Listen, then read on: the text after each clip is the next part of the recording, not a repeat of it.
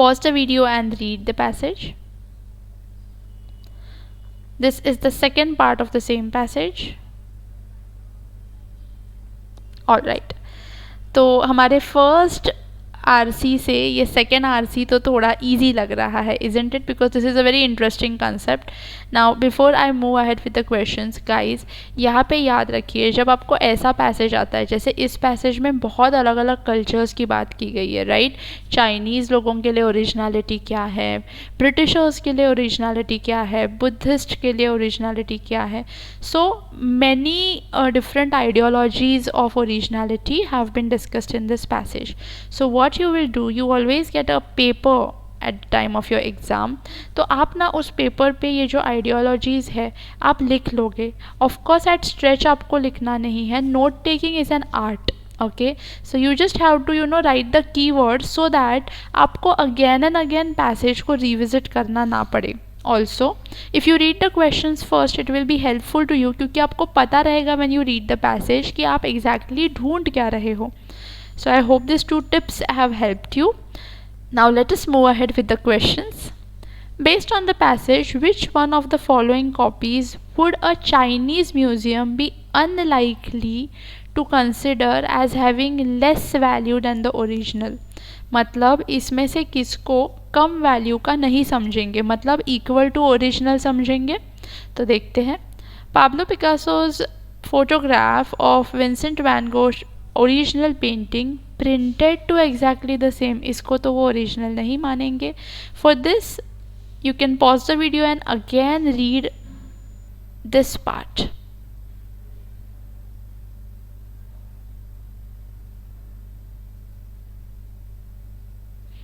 Okay, now see, they have a firm belief that they are not different from the originals. Original painting bearing the signature, just because signature है इसलिए वो original नहीं हो जाती. Identical in every respect, देखो identical in every respect को वो original जितना ही मानते हैं. Again same line. Okay, the Chinese often send copies abroad instead of original in the firm belief that they are not essentially different from the original. तो अगर ये copies जो है या जो इमिटेशंस है वो इडेंटिकल रहेंगे तो उसे वो लोग सेम रिगार्ड में मानते हैं, राइट? तो यहाँ पे this is the correct answer. And next was but otherwise faithful and accurate painting of, ठीक है, यहाँ पे miniaturised but faithful and accurate उसको नहीं मानेंगे. एक्चुअली उनके नज़र में सब इक्वल वैल्यू का है, लेकिन बिकॉज हमें इनमें से एक चूज़ करना है, so third will be the answer, identical in every respect. Now next question. Which one of the following scenarios is unlikely to follow from the arguments in the passage? A 17th century British painter, अभी इसमें से कौन सा again unlikely to follow from the argument, which means जो passage के साथ सहमत नहीं है, तो बाकी सब पैसेज के साथ सहमत होने चाहिए, right? A 17th century British painter would have no problem adding personal touches when restoring an ancient Roman painting.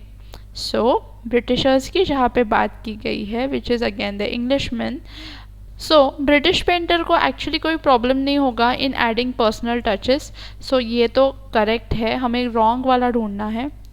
20th century Japanese Buddhist monk would value a reconstructed shrine as original. Yes, क्योंकि उन्हें cloning से कोई problem नहीं है. ये देखो उन्हें cloning चलता है, राइट? सो उनको रिकन्स्ट्रक्टेड चीज़ें भी सेम वैल्यू का लगता है. सो ये भी करेक्ट है. 21st century scientist is likely to oppose cloning because of his philosophical orientation. Yes, यहाँ पे दिया है, देखिए. He found a great deal of support and followers among Buddhists, while Christians call for a ban of human cloning. Christians human cloning के against है because they feel that one life, whereas Buddhists feel that life के बाद another life, so they have no philosophical problem. Hence Christians oppose करेंगे because of their philosophical orientation. 17th century French artist who adhered to a Christian worldwide view would need to be completely true to the original intent of a painting when restoring it. Now see, Christians do not believe in cloning. That doesn't mean that उनको थोड़े से alteration से issue है, ठीक है। ये हमने यहाँ पे भी दिखा था कि they have no problem in adding personal touch. So अगर कोई फ्रेंच आर्टिस्ट है जिसने Christian world wide view accept भी की है, तो उसे ओरिजिनल पेंटिंग को रिस्टोर करने में कोई प्रॉब्लम नहीं होगा। ओके, ऑल्सो ये 17th सेंचुरी की ही बात कर रहे हैं। सो ये देखो, ये दोनों सेम होने चाहिए। ओके, तो अगर यहाँ पे इशू नहीं है तो यहाँ पे भी इशू नहीं होगा, hence this is your answer. तो यहाँ पे आपका आंसर 4th है। Which of the following statements does not correctly express the similarity between the Isse Grand Shrine and Cathedral of Freiburg Minster? तो इसमें से कौन सा करेक्टली एक्सप्रेस नहीं करता सिमिलैरिटी, मतलब गलत है।